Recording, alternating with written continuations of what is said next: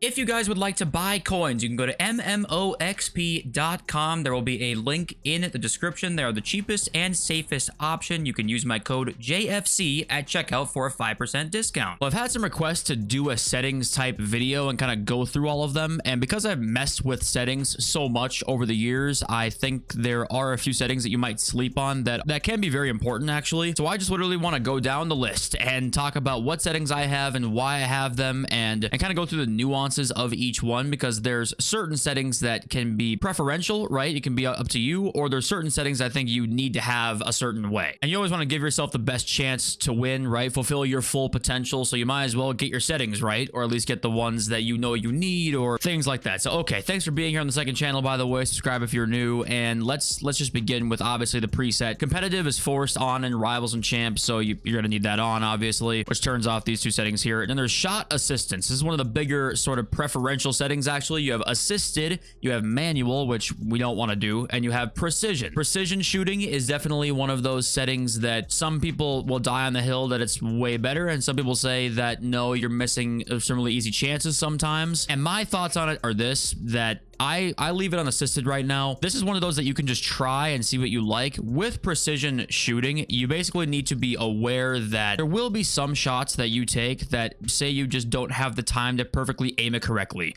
Say it's a sweat across goal where a guy's kind of fading away and you want to reach for the ball with your stick, but you kind of have to like aim it towards goal still. There's certain nuanced goal situations where precision actually will probably cost you, but there's also times where it feels like precision outside the box, maybe slightly on circle shots, or even like tap circle shots, I think work more on precision. So really, does it even out? Probably. And then at that point, it's really preferential, right? So right now I'm still on assisted, because with Finesse Shot Plus, I really enjoy assisted, because all you got to do with Finesse Shot Plus and assisted is just point your stick in the general vicinity at all of the goal, and it's going to go in. But that's, to me, the nuance of that setting there that you guys might, you'll notice both those things probably when you give precision maybe 20 games to try. You will notice some really easy chances being missed, because it's just like how the game works. It's not even your fault. It's hard to perfectly aim in a really fast, especially like with the fast gameplay now, in a really fast environment. At times it can just be hard to be perfect with that, but I still think it is a good setting. Time finishing, I mean, you guys know that by now. You're probably gonna want to leave that on. It does help you score this year on off angles. Passing is next. There's a few things in here that are gonna be up to you, but I think mostly you're gonna want this, and that is semi for through pass, semi for lob pass, assisted on these three. Now, what actually used to be the settings here for cross and lob pass was semi. That used to pretty much be like the best for all of these. Ground pass kind of always assisted, but cross and lob pass used to be semi. The reason that it's not as much for me anymore is playstyle pluses. I think that lob pass with long ball plus assisted is basically a cheat code. Like, it'll put the ball exactly where you want it to go. So what you could say maybe is, if you don't have long ball plus anywhere in your team, you could try semi and see if you like that. But if you have whip pass plus with cross here, or tiki taka plus, I wouldn't change this one, honestly. Ground pass. But for cross and lob pass, you can change it. I just think that with playstyle pluses, you basically, I mean, crossing the ball with whip pass plus with assisted crosses is going to just be more accurate the most often. You might be able to put in a crazy ball once in a while, like one that you maybe couldn't be able to perform on assisted if you're on semi, right? But most of the time, like over a 20 game sample size, 50 game sample size, a year sample size, assisted's probably the way to go. Pass receiver lock, you want that on late, because that allows you to cancel actions you do, so just leave that on late. Precision pass sensitivity is on normal or high. Most of the time, you're not going to use precision passing. If you guys don't know what that is, you press R1 in triangle or R1 in square, and it's more of a manual pass, basically. There is a bit of a crazy switch you can do with precision passes if you're on normal, that if you hold down R1 in square and aim in the right spot, you'll basically always end up with a switch that's like perfect. It's almost similar to the one that was in last year's game at the start, but most of you just leave it on normal. It's not really that big of a deal. Clearance assistance, directional. Most people don't clear the ball, so it doesn't really matter there. But then defending is very important. You want this on advanced defending, assuming most of you probably know that by now. But if you don't know, if this is not a setting that you have right now, it allows you to, it says right there, attempt a shoulder challenge or a seal out, and that is insanely OP. Playstyles like Bruiser, really important for that, and allows you to defend much easier. easier. Pass block assistance, you definitely want that one on. And then auto switching. This one, usually you're going to want on manual, okay? Now, the only thing that I would say right now is I actually low-key would put this on loose balls. And the reason for that is that right now, until this next patch, which if you're watching this video a few weeks later or something like that, it might already be out, so it's kind of a moot point. But until they fix these tackle backs and interception backs where you should intercept the ball and the ball goes flying away, there are so many loose balls right now that switching to the player first is actually an advantage right now. So because of the sheer amount of these, actually auto switching them is nice. But most of the time you'll want it on manual. You just don't want the AI doing a lot for you on auto switching, especially when it's just not very good. Auto switch move assistance is on none. You can have this on high, lower, none. If you have it on high, what it does is it will keep the player running in the same direction that when you switched to him, he was running already. And obviously, I think most of the time you're not going to want to have to fight the game when you switch to somebody, because you probably want to do something very quickly, like get in the passing lane or tackle somebody. And that split second, you're probably not going to want that. Right stick switching I have on classic. That is kind of preferential as well. You can have it on adaptive. Player rotations there. I think classic's just the best one probably, but that can be up to you. Same thing here. Player relative or ball relative is also preferential. Basically what it does is if you flick the right stick to the right, the point of reference is the player that you're controlling. And if you have it on ball relative, the point of reference is the ball. So that can really be up to you there.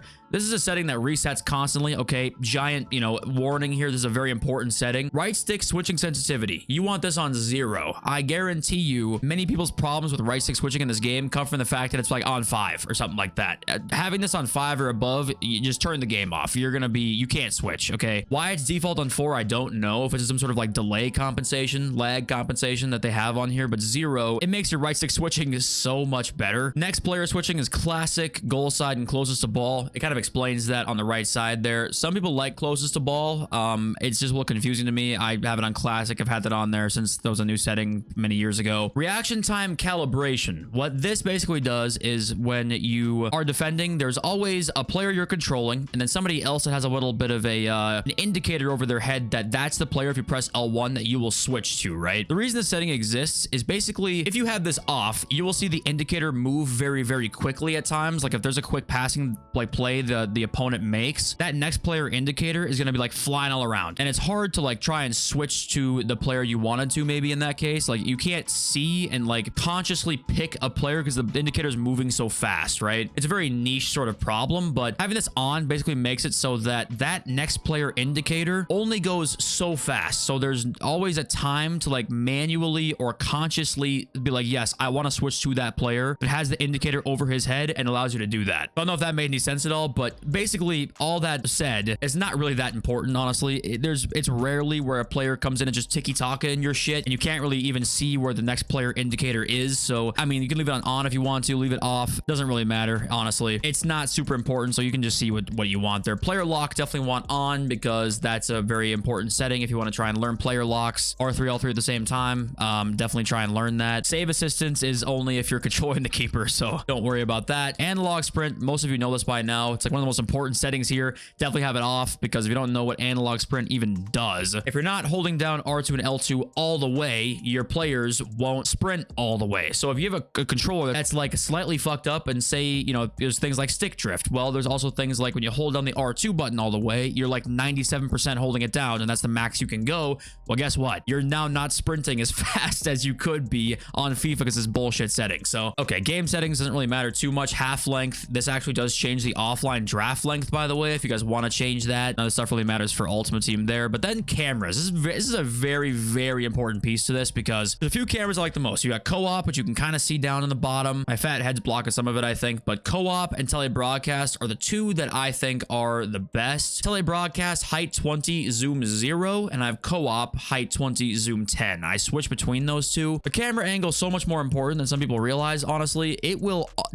fundamentally change how you see the field, which can fundamentally change your game. If you have been playing on telebroadcast for, say, I don't know, 3 years, you're like, okay, I love this camera angle, just try something else. See if it changes your game completely, because it really does change it for me personally. And you can do angles like tele, or angles like, I don't know, even classic even. I saw some pros back in the day use classic for a while. Most pros use co-op now. Some still use telebroadcast. Those are the two kind of meta camera angles though, quote unquote. And a very important piece of this is ball tracking speed. You guys probably know this by now if you've been watching my channel for a while. Ball tracking speed is like default to 5, I think, or even 0. Make sure this is on at least 10 to me. This makes your camera track the ball a lot faster, and I think that for me, it has helped massively. And it really does not seem like something that would help massively, but try it out. Try it on 20 if you want to. See what that is like. You might literally puke because of motion sickness, but try it. Just see what it's like and see if you like it. And then power shot zoom, you want that off. There's just no point in having that on, really. The camera, it's very preferential to a degree, but you guys definitely need to mess around with things and see what's best for you. That can really change your game more than you expect. On to visual, next up is HUD. You want player name and indicator. The reason you want this and not just the indicator or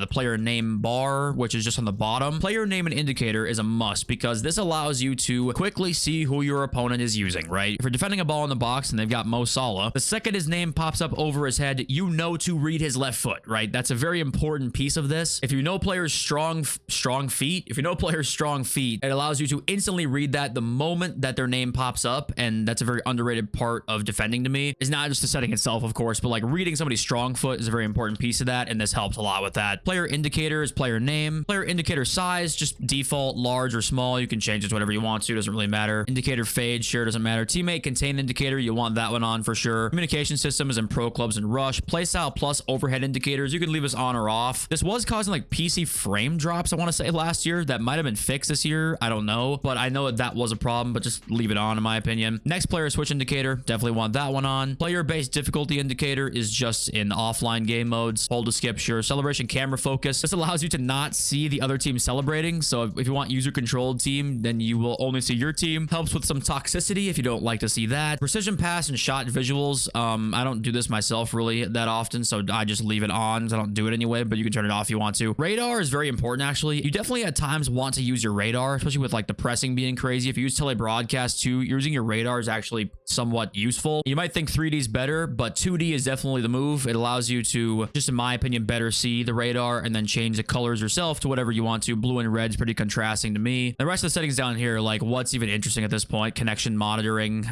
shows you when you're lagging basically. Input overlay shows the controller on the screen if you want to go watch your games back. Maybe that's an interesting one. These ones down here, you know, there's not really much to say about these. Yeah, no anything there. Audio, once again, not really much. And to end it off, accessibility, like brightness and contrast, you want to turn that up, you can, but that's really, I think that's really it. The most important settings though, in summary, your camera, super important to exactly how you play and how you see the field basically is the whole point there. Massive part of the game. And I also definitely would say right stick switching sensitivity, make that 0. I think that's very important too. And mess around with ball tracking speed. I think that this is a very underrated tip people don't talk about. But yeah, obviously there's some stuff that's very preferential. Let me know if you like precision or assisted more. Thank you all for watching and being here. I love you all. See you soon. Peace.